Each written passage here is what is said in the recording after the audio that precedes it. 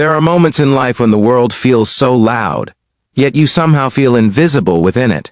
When laughter echoes in the distance, when windows glow warm with celebration, but you stand outside like a forgotten shadow. That was the kind of Christmas I was expecting. One more year where the cold wasn't just in the air, but inside my chest.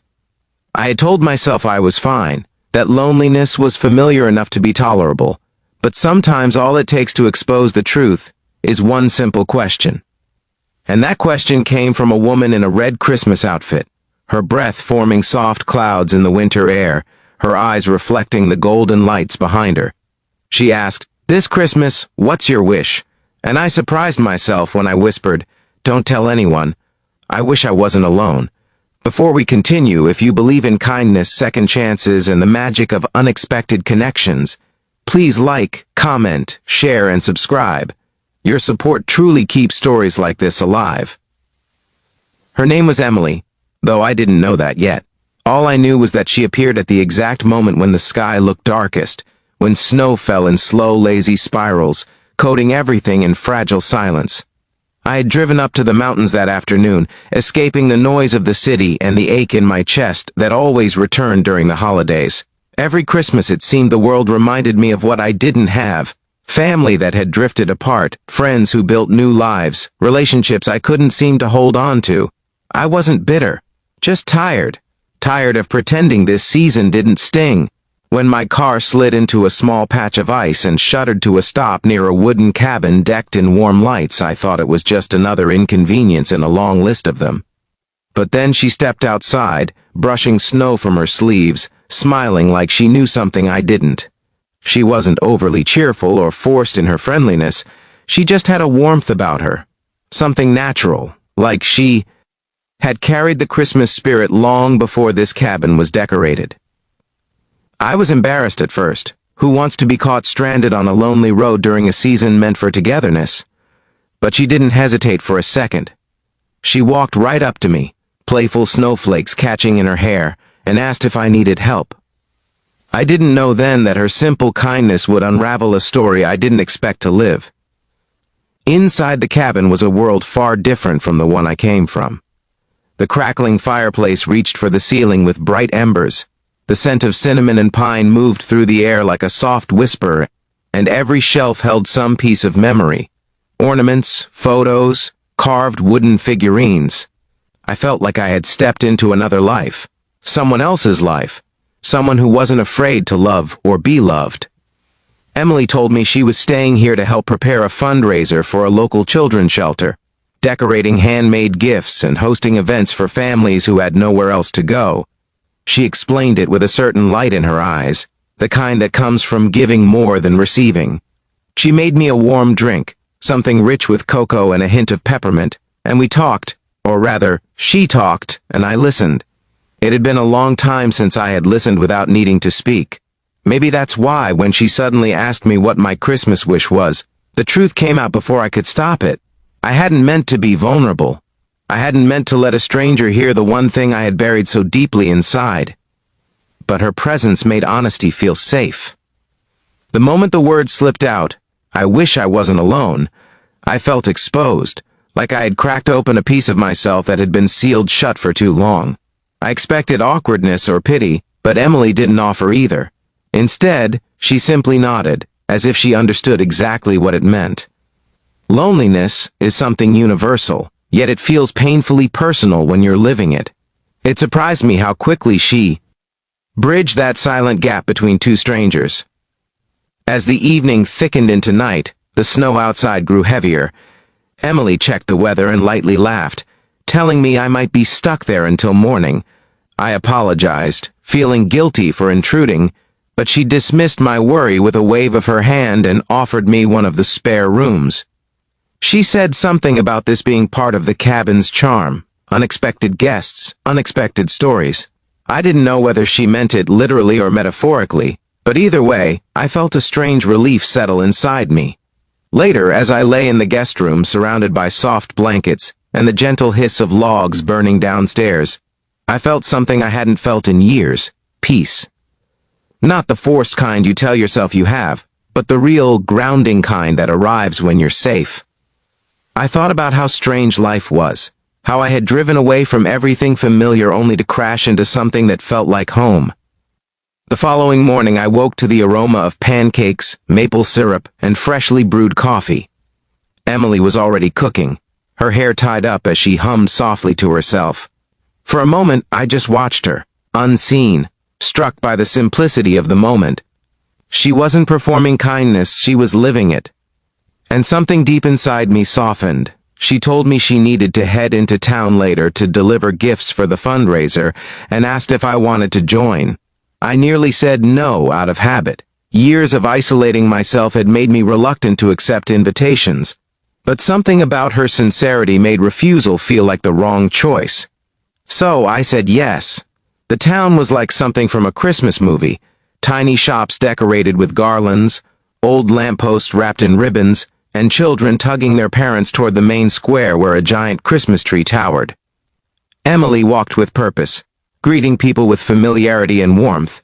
It was clear she was well loved here. Watching her interact with everyone made me realize just how long it had been since I'd felt connected to any kind of community. At the shelter, the children's faces lit up when she entered.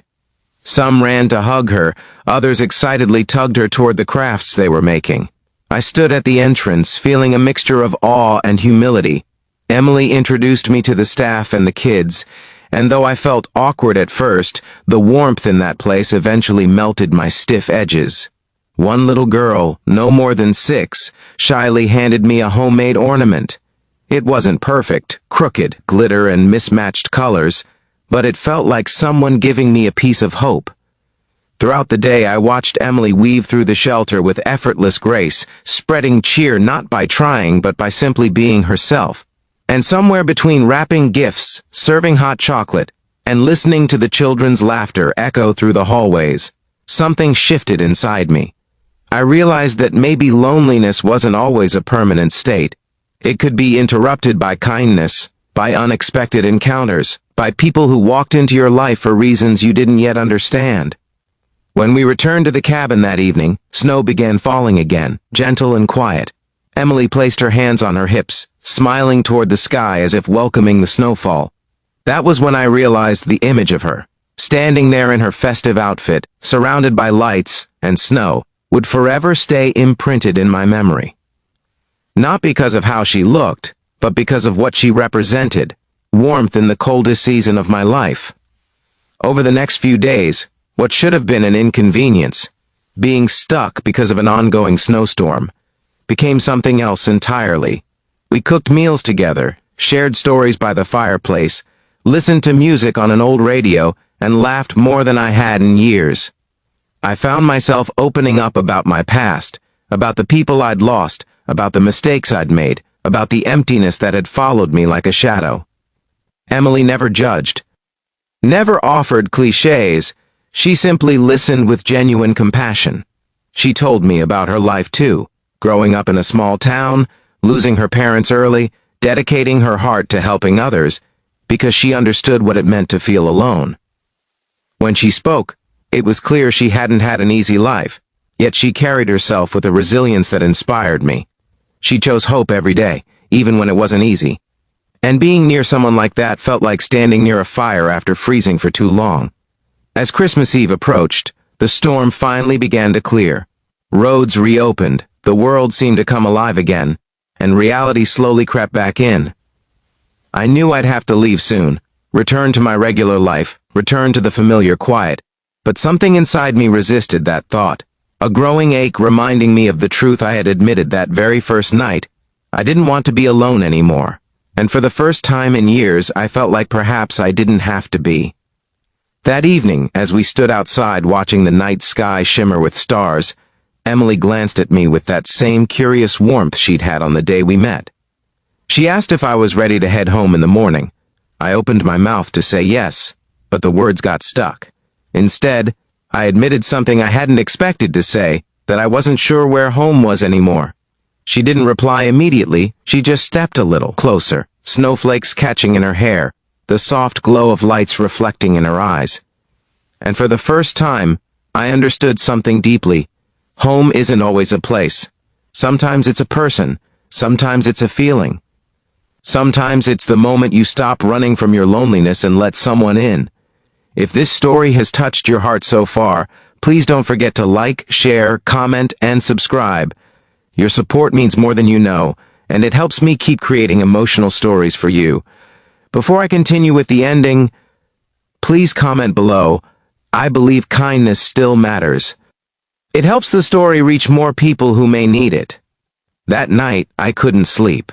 I sat by the window watching the snowfall slow to a gentle drift. My thoughts swirled like the flakes outside, quiet, hesitant, searching. I had come here empty, but somehow I felt full now, full of gratitude, full of warmth, full of something I hadn't felt in a very long time, possibility. When morning arrived, I found Emily sitting by the fireplace, sipping her coffee. She looked up with a smile that felt different, soft, maybe a little hopeful. I sat across from her, unsure how to begin, until she suddenly said something that broke the silence, in a way that felt like destiny. She said, "You know, sometimes people crash into our lives at the exact moment they're supposed to." I felt a quiet warmth spread through my chest. It wasn't just her words, it was what they meant. That maybe meeting her wasn't an accident. Maybe I was meant to stop in that snow, meant to walk into her world, meant to discover something I had forgotten existed, connection. I told her I didn't want this to end when I drove away.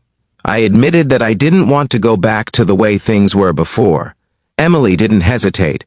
She reached across the table, gently touched my hand, and said that maybe, just maybe, I didn't have to.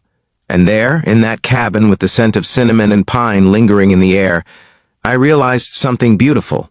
My Christmas wish had already come true. I wasn't alone anymore. If this story moved you, please like the video, subscribe to the channel, and share it with someone who might need. A reminder that hope can appear in the most unexpected places.